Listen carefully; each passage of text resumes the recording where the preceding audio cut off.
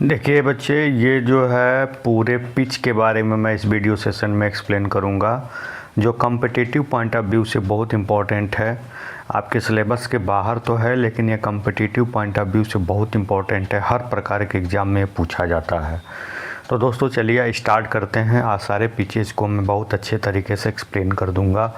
देखिए, इसके पहले प्रीवियस लेक्चर देखना ज़रूरी है, तभी आप इन बातों को समझ पाएंगे, नहीं तो फिर आपके लिए समस्या का कारण होगा। चलिए आगे चलते हैं। पहले लिखा हुआ है कम्यूटेटर पिच। ये क्या चीज़ होती है, पहले हम इसे समझते हैं। देखिए, दो कम्यूटेटर खंडों के बीच की दूरी, इसमें किसी कॉइल के दो सिरे जुड़े होते हैं, उसे हम क्या कहते हैं, कम्यूटेटर पिच कहते हैं।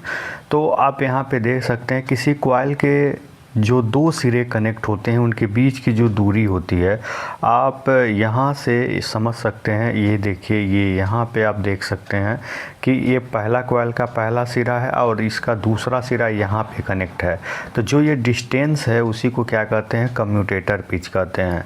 बेसिकली कम्यूटेटर पिच एक तरीके, पिच जो शब्द होती है ना, पिच का जो मतलब होता है, जो हम बार बार पिच का नाम ले रहे हैं, पिच का मतलब होता है दूरी से। ठीक है, दूरी से आप पिच का मतलब होता है। तो यहाँ देखिए, कम्यूटेटर पिच मतलब कम्यूटेटर पे दूरी है। कम्यूटेटर पे दूरी क्या मतलब, किसी कॉइल का पहला सिरा और अंतिम सिरा के बीच की जो दूरी है वही क्या है, कम्यूटेटर पिच है। यहाँ पे देखिए, वेव बाइंडिंग में ये दूरी क्या होती है, ज़्यादा होती है। आप यहाँ देख सकते हैं ये दूरी यहाँ से यहाँ तक है।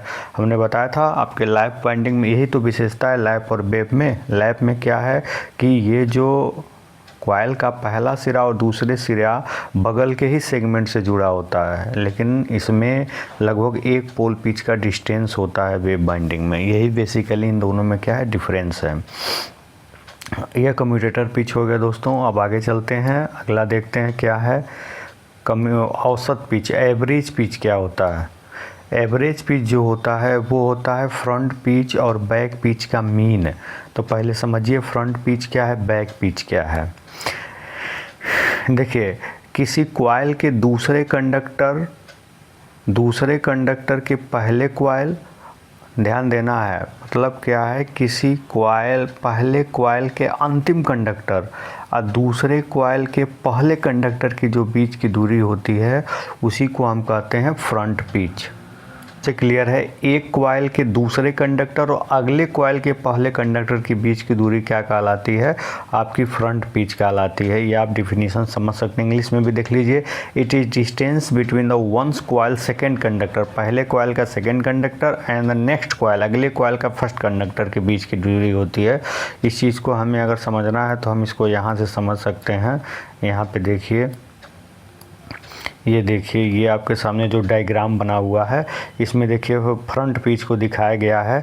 पहले कॉइल के दूसरे कंडक्टर, यहाँ पे ध्यान देना है, पहले कॉइल के दूसरे कंडक्टर, यहाँ ध्यान दीजिए, ये आपका पहला कॉइल है, इसका दूसरा कंडक्टर ये है, और ये दूसरा कंडक्टर, ये दूसरा कॉइल है, इसका पहला कंडक्टर ये है।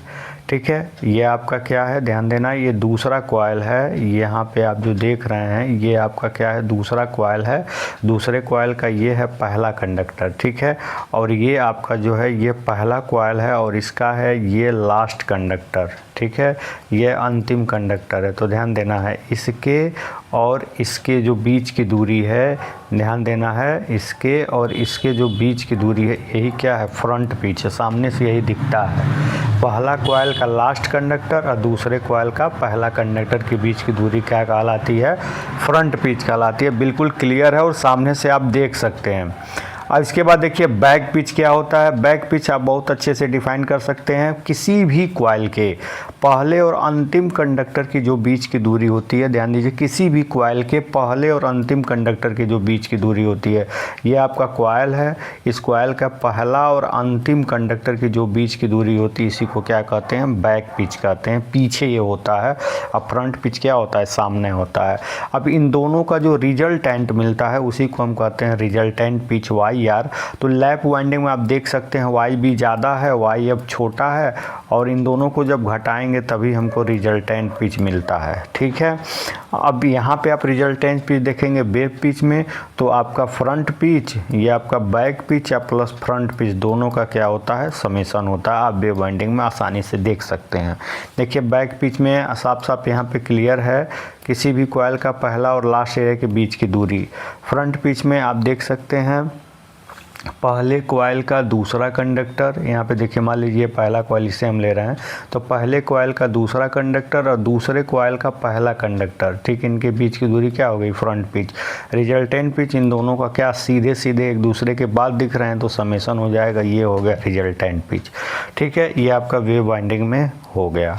अब इन्हीं दोनों का जो मीन मान होता है उसी को हम बोलते हैं एवरेज पिच। यहाँ पे ऊपर आप इनका फार्मूला देख सकते हैं। ठीक है, ये है आपका क्या, एवरेज पिच। ठीक है, जैसा कि आपने इसके पहले देख चुके हैं। देखिए ये आपका जो एवरेज पिच होता है लैप बाइंडिंग में यही होता है, वेव बाइंडिंग में भी यही होता है। ठीक है, वेव बाइंडिंग में भी यही होता है, लेकिन वेव बाइंडिंग के लिए आप यही फार्मूले का इस्तेमाल कर सकते हैं, इसमें कोई अंतर नहीं है। लेकिन वेव बाइंडिंग में जो सिंप्लेक्स वेव बाइंडिंग के लिए कम्यूटेटर पिच और एवरेज पिच दोनों क्या होते हैं, इक्वल होते हैं। इस बात को आपको ध्यान देना है। ठीक है, अगर जेड और पी के टर्म में आपको निकालना है तो ये फार्मूला आपको याद रखना पड़ेगा। ठीक है, मतलब अगर वेव बाइंडिंग में कह दे कि टोटल नंबर ऑफ कंडक्टर 100 है और नंबर ऑफ पोल, अगर पोल की संख्या आपको 4 दे दे और पूछे कि इसका कम्यूटेटर पिच क्या होगा, तो यही फार्मूला आप लगाएंगे 100। अगर प्लस का मतलब होता है प्रोग्रेसिव बाइंडिंग, माइनस का मतलब होता है रिट्रोग्रेसिव बाइंडिंग। आगे दिखाएंगे दोनों क्या होते हैं। अगर प्रोग्रेसिव बाइंडिंग है तो +2 करके अपॉन 4 कर देंगे, अगर रिट्रोग्रेसिव है तो -2 करके अपॉन 4 कर देंगे। तो इससे आपको एवरेज पिच भी मिल जाएगा और कम्यूटेटर पिच भी मिल जाएगा, क्योंकि वेव बाइंडिंग के लिए दोनों क्या होते हैं, इक्वल होते हैं। आपके बोर्ड एग्जाम में पूछा गया क्वेश्चन है, तो इस तरह से आप इन्हें देख सकते हैं। लेते हैं हम लोग ये लैप वाइंडिंग में YB = YF = Z/P होता है अप्रॉक्स, ये एक फार्मूला होता है फ्रंट पिच और बैक पिच का। ठीक है, मतलब नंबर ऑफ पोल्स, अगर नंबर ऑफ कंडक्टर और नंबर ऑफ पोल्स अगर दिए हैं तो इस फार्मूले से आप आसानी से क्या कर सकते हैं दोस्तों, इस फार्मूले से आप क्या कर सकते हैं, आसानी से आप बैक पिच और फ्रंट पिच लैप बाइंडिंग के लिए निकाल सकते हैं। और इनमें ये भी एक रेशियो होता है YB - YF + -2M। M का मतलब होता है मल्टीप्लेक्स। ये सिंप्लेक्स, डुप्लेक्स, ट्रिप्लेक्स या क्यों होता है इसके बारे में नीचे दिया गया, वीडियो के अंत तक बने रहिएगा। लास्ट में आपको हम समझाएंगे कि ये होता क्यों, इसको करते क्यों हैं। तो सिंप्लेक्स के लिए M की वैल्यू 1 होती है। अभी के लिए इतना ही समझिए, सिंप्लेक्स के लिए M की वैल्यू 1 होती है। और इस तरह से आप इन चीज़ों को समझ सकते हैं। प्लस और माइनस का मतलब बता ही दिया है, प्रोग्रेसिव बाइंडिंग के लिए प्लस, रिट्रोग्रेसिव बाइंडिंग के लिए माइनस। ये लैप बाइंडिंग के लिए है दोस्तों। और यहाँ पे आप समझ लीजिए वेव बाइंडिंग के लिए YB - YF + -2 होता है। ये दोनों फार्मूले बहुत इंपॉर्टेंट है, इस पर ऑब्जेक्टिव क्वेश्चन बहुत बनता है। तो this point is very necessary to know, आपको याद रखना बहुत ही ज़रूरी है, इसको आप ज़रूर ही याद रखिएगा। ठीक है, अब यहाँ पे आपको आगे चलते हैं। इस पर देखिए एक ऑब्जेक्टिव क्वेश्चन भी मैं लेके आया हूँ। The commutator pitch for simplex wave binding = ये मैंने आपको बताया है अभी अभी कि wave binding, simplex wave binding के लिए ये जो आपका कम्यूटेटर पिच होता है वो एवरेज पिच के क्या होता है, इक्वल होता है। ये आपके एग्जाम में भी पूछा हुआ है, मैंने अभी अभी आपको बताया। इसका फार्मूला क्या है, Z/PA है, लेकिन इसमें +-2 हो जाता है। ठीक है, ये इसमें अंतर है, तो आपको ये बात ध्यान में रखनी है एवरेज पिच निकालने के लिए। किसमें, वेव बाइंडिंग के लिए बहुत इंपॉर्टेंट है। थोड़ा सा फार्मूला याद रख लेंगे तो आपके लिए बहुत फ़ायदेमंद होगा, क्योंकि यहाँ फार्मूला आपको याद रखना है। इसलिए इस पर कोई वीडियो अभी तक कोई नहीं बताया, क्योंकि यहाँ पे थोड़ा कॉम्प्लिकेशन होता है इन चीज़ों को समझाना, समझ रहे हैं ना। तो आपको बस धैर्य धारण करके इन सारी बातों को समझना है। इसमें आपका जो पोल पिच होता है बैक पिच फ्रंट पिच के इक्वल होता है लैप बाइंडिंग में, और ये इन दोनों में इक्वेशन है जिनको आपको याद रखना है। एवरेज पिच निकालने का वही तरीका है, सिंपल YB + YF/2, ये दोनों में कर सकते हैं, लैप और वेव दोनों में। और वेव बाइंडिंग के लिए थोड़ा अलग इसका फार्मूला बनता है, जो एवरेज पिच होता है वही कम्यूटेटर पिच होता है। एवरेज पिच दूसरा फार्मूला निकालने का ये है। इस तरह से आप यहाँ पे समझ सकते हैं। फिर देखिए थोड़ा सा डिटेल मैंने इनको बताया है। फॉर प्रोग्रेसिव लैप वाइंडिंग, यहाँ पे देखिए जो कम्यूटेटर पिच होता है जो हमने सबसे शुरुआत में बताया है, वो लैप वाइंडिंग के लिए हमें आपको मैं बता दूं क्या होता है। लैप वाइंडिंग के लिए जो कम्यूटेटर पिच होता है वो ±m होता है। सिंप्लेक्स के लिए m बराबर 1, डुप्लेक्स के लिए m बराबर 2, ट्रिप्लेक्स के लिए m बराबर 3, इस तरह से m की वैल्यू पुट कर सकते हैं। प्लस का मतलब होता है प्रोग्रेसिव, माइनस का मतलब होता है रेट्रोग्रेसिव। तो कम्यूटेटर पिच आपसे पूछा जा सकता है क्या वैल्यू होती है। अगर सिंप्लेक्स के लिए कहेगा तो ±1 आप कर लेंगे, जो अभी अभी हमने आपको समझाया है।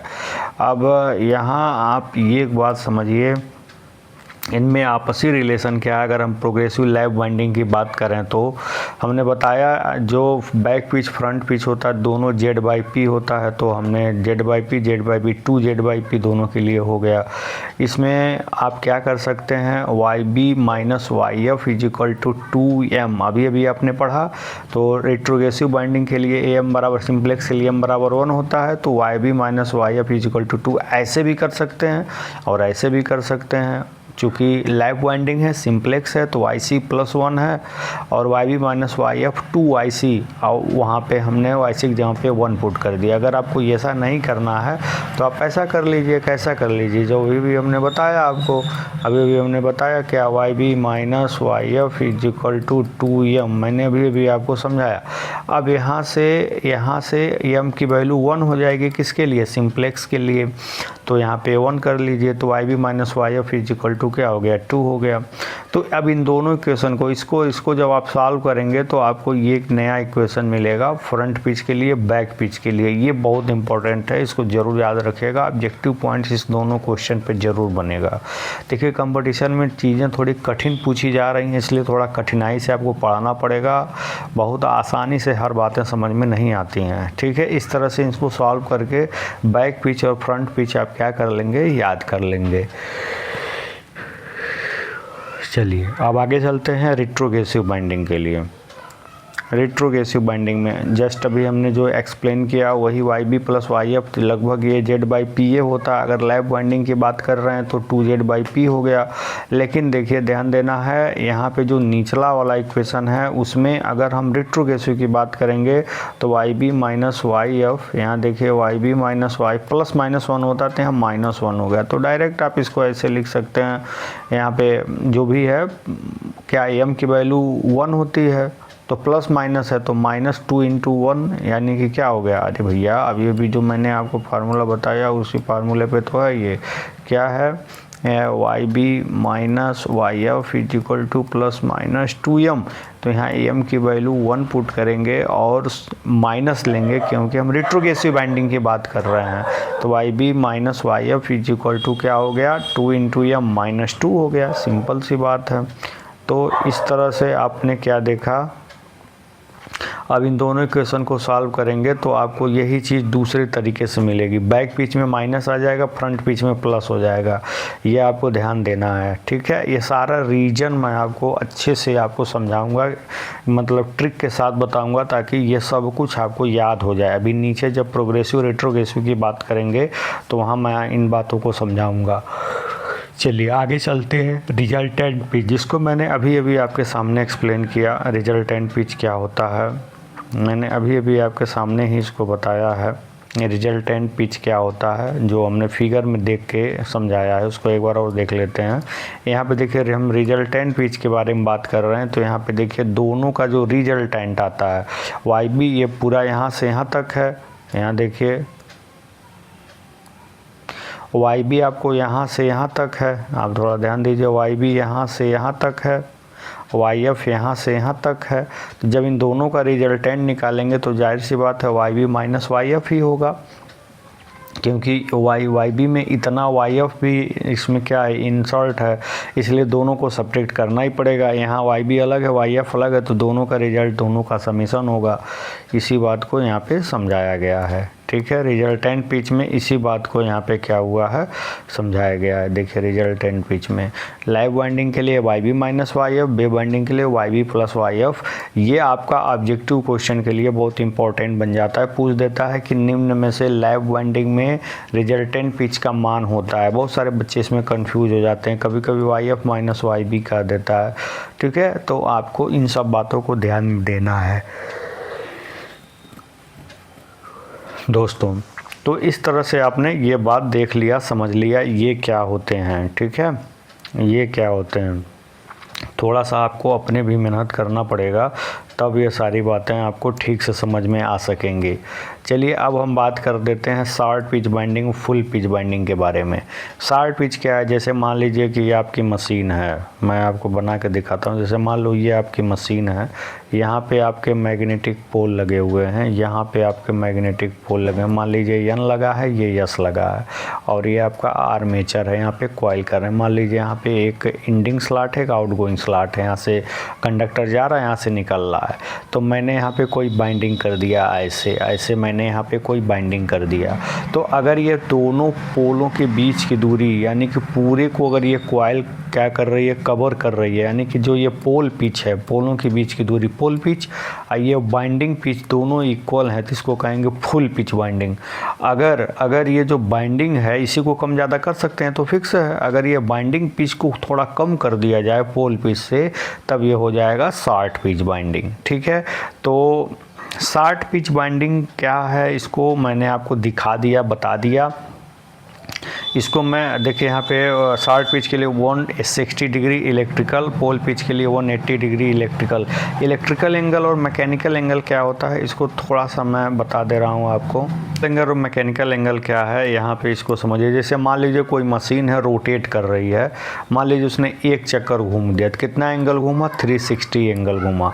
लेकिन N चार पोलों से होकर घूमा, तो जो उसमें इलेक्ट्रिकल सिग्नल बना, मतलब जो उसमें इलेक्ट्रिक करंट बना, वो इस तरह से बना, इस तरह से मतलब N इस तरह से आपके ये आपका क्या बना, साइनोसाइडल वेव फॉर्म बना इस तरह से। ठीक है, मतलब जो भी EMF वोल्टेज करंट जो भी इसमें इंड्यूस्ड हुआ, उसका इस तरह का वेव फॉर्म बना।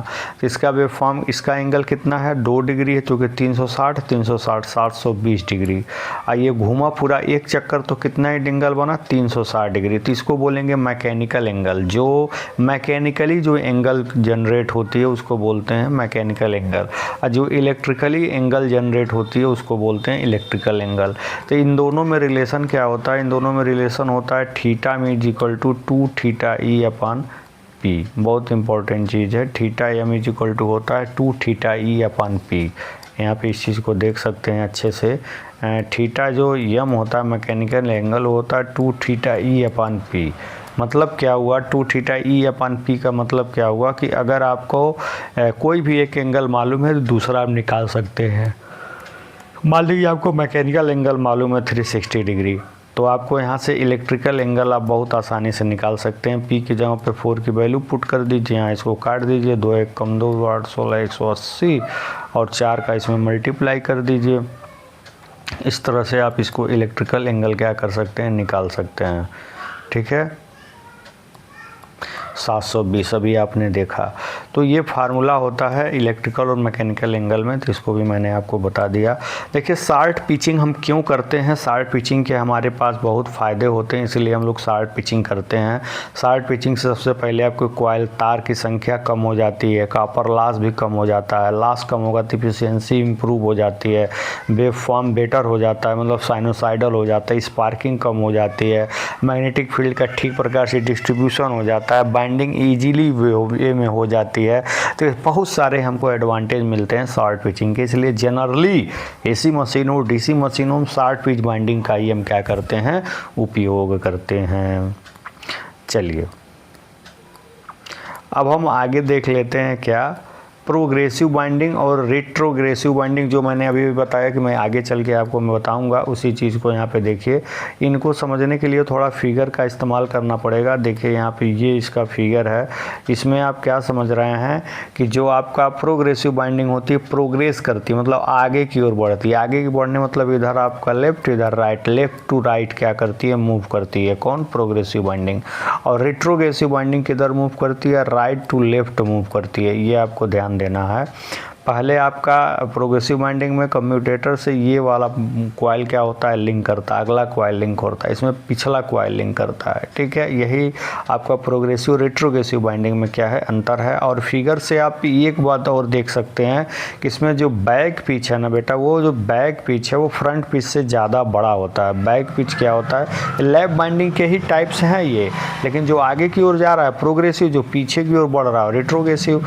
यहाँ पे आप देख सकते हैं कि जो बैक पिच है वो फ्रंट पिच से क्या है, ज़्यादा है। यानी कि प्रोग्रेसिव बाइंडिंग के लिए जो बैक पिच होता है is greater than front pitch होता है रेट्रोग्रेसिव बाइंडिंग के लिए।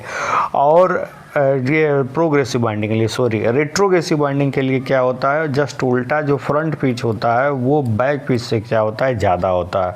अब इस तरह से जो भी है वो फार्मूला हमने बताया उसको बहुत आसानी से समझ सकते हैं कि अगर हम बात कर लेते हैं प्रोग्रेसिव बाइंडिंग की, अगर हम बात कर लेते हैं प्रोग्रेसिव बाइंडिंग में, तो प्रोग्रेसिव बाइंडिंग में हमने देखा, क्या देखा, प्रोग्रेसिव बाइंडिंग में हमने देखा कि जो बैक पिच है वो फ्रंट पिच के क्या है, ज़्यादा बड़ा है। ठीक है, तो यानी कि बैक पिच फ्रंट पिच से क्या है, बड़ा है। तो बड़ा होने के लिए अगर इसका हमें फार्मूला निकालना रहे, बड़ा निकालने का फार्मूला हमें निकालना, तो बैक पिच को बढ़ाना है, इसलिए Z/P +1 कर देंगे। इसको कम करना है, इसलिए इसे ZP -1 कर देंगे। तो इस तरह से आपको फार्मूला आसानी से याद हो जाएगा, कन्फ्यूजन नहीं होगा कि कहाँ प्लस होगा कहाँ माइनस होगा। तो आप जो है इन चीज़ों को बहुत आसानी से बेहतर ढंग से क्या कर सकते हैं, समझ सकते हैं ये फार्मूला कैसे बना है। ठीक है, ये प्रोग्रेसिव बाइंडिंग के लिए है। रेट्रोग्रेसिव बाइंडिंग में क्या है, जस्ट इसके उल्टा मैंने आपको बताया अभी। रेट्रोग्रेसिव बाइंडिंग में क्या होता है कि जो आपका फ्रंट पिच होता है बैक पिच से क्या होता है, बड़ा होता है।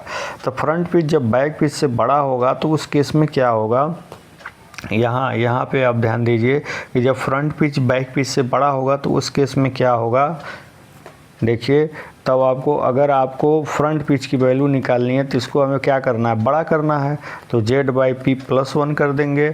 और बैक पिच निकालना है तो Z/P -1 कर देंगे। इस प्रकार से आपको छोटे से कॉन्सेप्ट से ही आप इन फार्मूले को याद कर सकते हैं बिना कन्फ्यूजन के। इसलिए मैंने कहा था वीडियो को लास्ट तक देखिएगा, उसमें आपको सारी चीज़ों का सोल्यूशन मिल जाएगा। और यहाँ पे ये डायग्राम के थ्रू सारी बातें लिखी गई हैं। बाकी जो मैंने समझाया यहाँ पर भी वही सारी चीज़ें लिखी गई हैं जो मैंने आपको समझाया। ठीक है, तो रेट्रोग्रेसिव प्रोग्रेसिव बाइंडिंग का बार बार इस्तेमाल हो रहा है, इसलिए मैंने यहाँ पे समझा दिया। अब हम बात करते हैं मल्टीप्लेक्सिंग।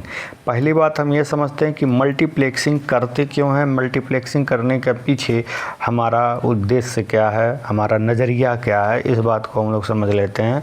देखिए, मल्टीप्लेक्सिंग का मतलब होता है नंबर ऑफ पैरेलल पाथ बढ़ाना, मतलब समांतर पथों को बढ़ाना। समांतर पथों को बढ़ाने से क्या होगा, करंट की वैल्यू बढ़ जाएगी। अब जैसे देखिए, मान लीजिए कि हमारे पास एक कोई कॉइल है, मैं यहाँ पे इन बातों को समझाने की ठीक से कोशिश करूँगा।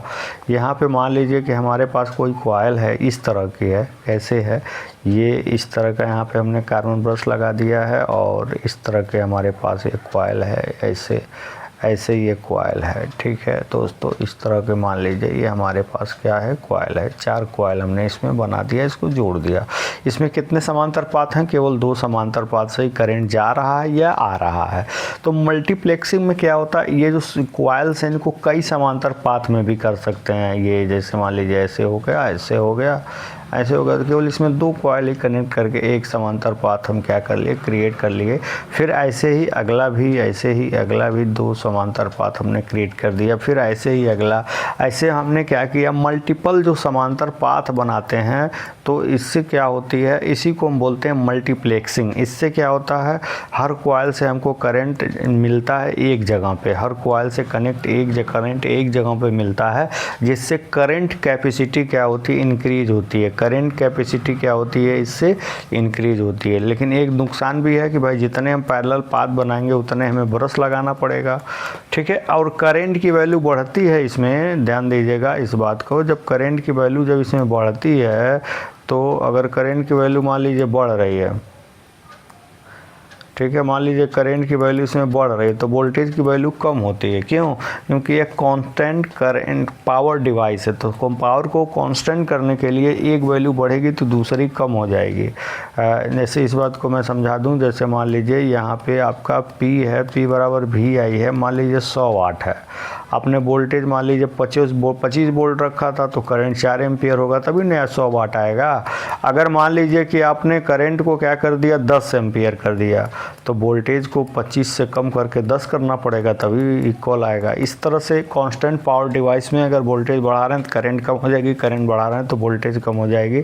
तो मल्टीप्लिसिटी से यही नुकसान है कि आपको नंबर आप पैरेलल पाथ ज़्यादा होने से आपको ब्रशेस भी क्या होने पड़ेंगे, ज़्यादा लगाने पड़ेंगे।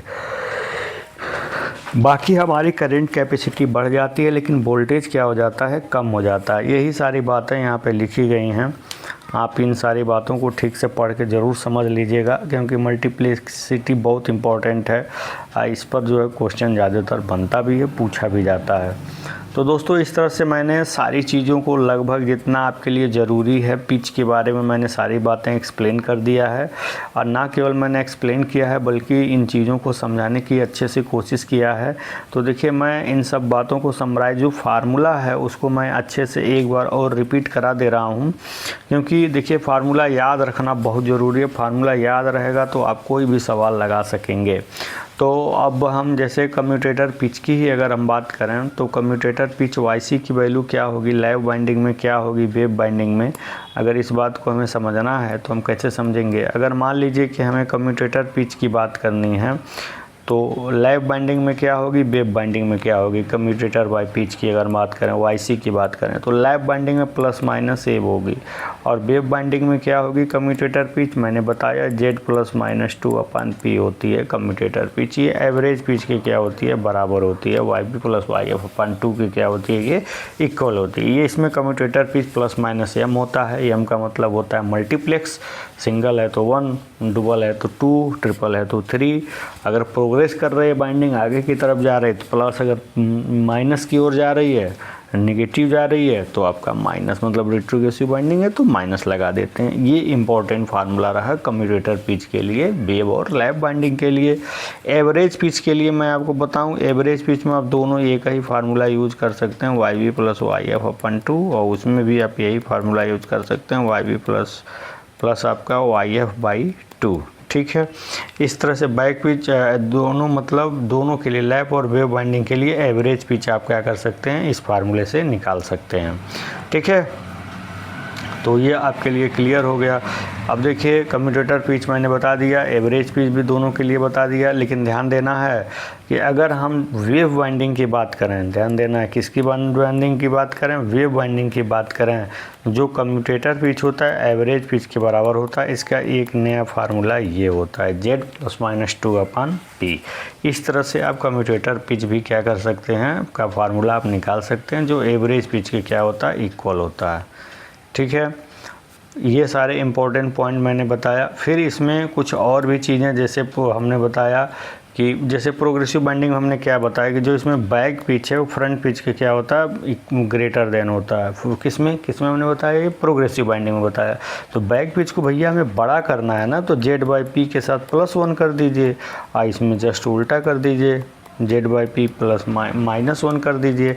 ये किसके लिए है बताइए, ये है आपका प्रोग्रेसिव लैप बाइंडिंग के लिए, ये आपका है। ठीक है, रेट्रोग्रेसिव बाइंडिंग में अभी भी आपने देखा, क्या देखा रेट्रोग्रेसिव बाइंडिंग में, रेट्रोग्रेसिव बाइंडिंग में देखा आपने फ्रंट पिच जो है बैक पिच से ज़्यादा क्या था, बड़ा था।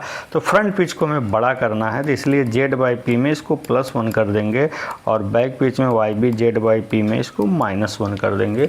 इस प्रकार से आपको ये सारी बातें आपको मिल जाएंगी और आप इन चीज़ों को समझ पाएंगे।